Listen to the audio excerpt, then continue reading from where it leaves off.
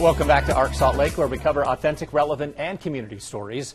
Feeding kids throughout the upcoming holiday season when school is out. It's a pretty important topic. About 1 in 10 kids are left to figure out food for themselves, but one foundation is taking steps to prevent that. We want to get over to Ron and Mary with a special guest who can talk about more.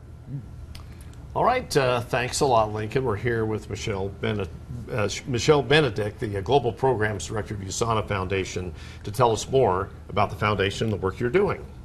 Thanks for having me. It's great to be here. What does your foundation do?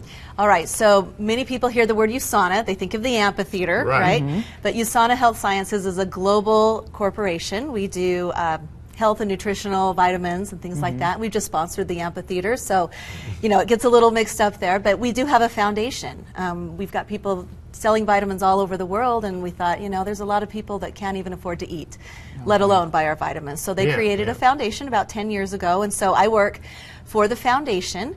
We've got global programs and we've got local programs, and our local program is USANA Kids Eat. Okay. And through this program, we try to feed kids all over the valley who are food insufficient at home. We've got 2 programs. We've got our weekend program, which feeds kids.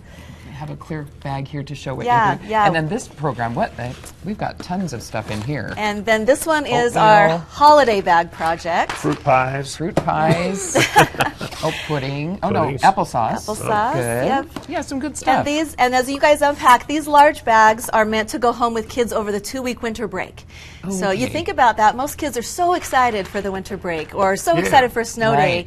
But kids who don't have food at home, that can be actually pretty stressful for them, and they don't look forward to it quite in the same way. So this program provides bags for kids to take home, and as you can see, they're much bigger bags. Yeah, and that can help them out. Things that are nutritious for them through the long break. And how do you collect all this stuff? Yeah, that was my question. Yeah, so we've got this really incredible program. People sign up online. They go to our website. They go to our sign up for the Holiday Bag Project, and we've got a list of schools that range all the way from Ogden to Payson.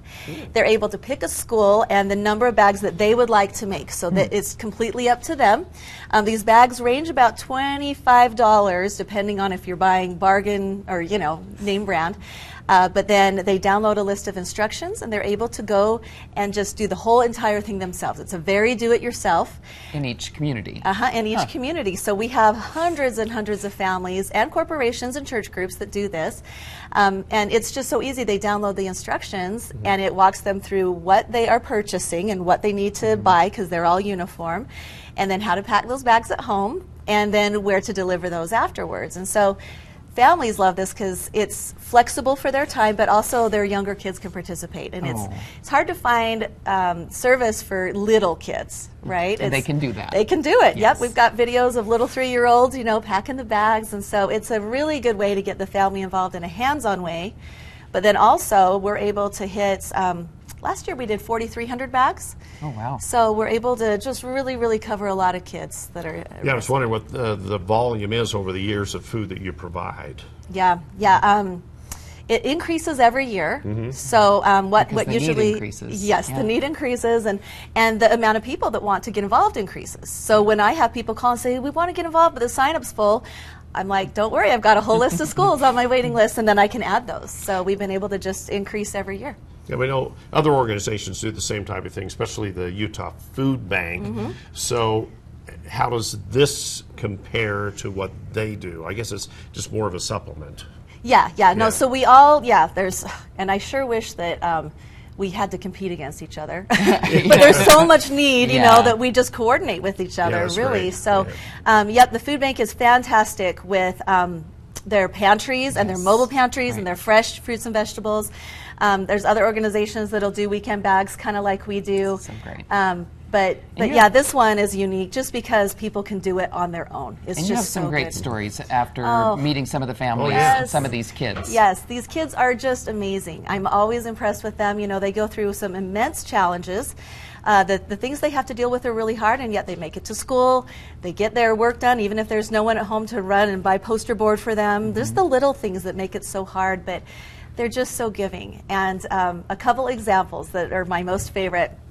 With the Holiday Bag Project, we'll go to a school and we'll pass out the bags and get to see the kids and talk to them. And one of the little boys lifted up, we we went back and forth on whether we should put Hostess treats in these bags, because USANA is a health and nutrition company, right? So very, dicey there. But we decided to go ahead and do it.